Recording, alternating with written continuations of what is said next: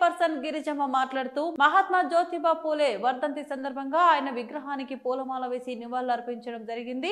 ఈ సమాజంలో ఉన్నటువంటి బడుగు బలహీన వర్గాల వారికి సమాన హక్కులు రావాలి, సమాన అవకాశాలు రావాలని పోరాడిన వారిలో ముఖ్యంగా జ్యోతిబా పూలే ఉన్నారు। గాంధీజీ కంటే కూడా ముందుగా మహాత్మా అనే బిరుదుతో జన నీరాజనాలు అందుకున్నారు। ఈ సమాజంలో సగభాగం స్త్రీలు ఉన్నారు। స్త్రీల అభివృద్ధితోనే ఈ సమాజం అభివృద్ధి చెందుతుందని కూడా విద్యతోనే సాధ్యమని ఆయన భావించి ఆనాటి కాలంలో ఎక్కువగా బాల్య వివాహాలు ఉన్నటువంటి ఆ కాలంలోనే మహిళల కోసం కళాశాలలు నిర్మించి ఈ సమాజానికి ఎంతో ఉపయోగపడేలాగా పనిచేశారు। అటువంటి మహనీయులు అందరికీ కూడా మనం అందరం కూడా ఆదర్శంగా తీసుకోవాలని జెడ్పీ చైర్పర్సన్ గిరిజమ్మ కొనియాడారు।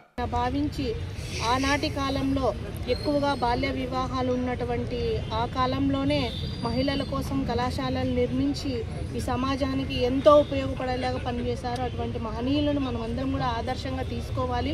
వారి బాటలోనే కూడా వారి సతీమణి సావిత్రిబాయి పూలే గారిని కూడా నడిపించి సంఘ సంస్కర్తగా చేసినటువంటి మహనీయుని ఈరోజు స్మరించుకోవడం అనేది చాలా సంతోషంగా ఉంది।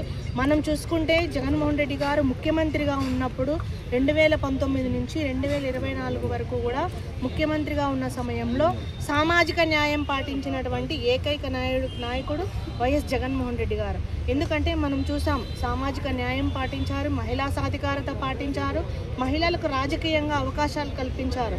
అందులో భాగంగానే ఈరోజు నేను ఒక బీసీ మహిళ జెడ్పీ చైర్మన్గా మీ ముందు మాట్లాడుతూ ఉందంటే అది ఖచ్చితంగా కూడా జగన్మోహన్ రెడ్డి గారు పాటించినటువంటి సామాజిక న్యాయము మహిళా అభివృద్ధిలో భాగంగానే కూడా ఈ సందర్భంగా గుర్తు చేసుకుంటూ కూడా ఇప్పుడున్నటువంటి కూటమి ప్రభుత్వము అటువంటి మహనీయుల ఆశయాలకు తూట్లు పొడుచకుండా వారి అడుగుజాడల్లో నడవాలని కూడా కోరుతా ఉన్నాం। ఎందుకంటే ఈరోజు రాష్ట్రంలో మహిళలకు రక్షణ కరువైంది, మహిళలకు భద్రత లేదు।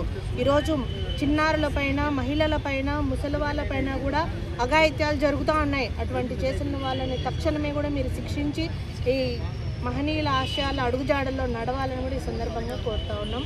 మరొకసారి కూడా మహాత్మా జ్యోతిబా పూలే గారికి ఈ సందర్భంగా ఘన నివాళులు తెలియజేస్తా ఉన్నాం।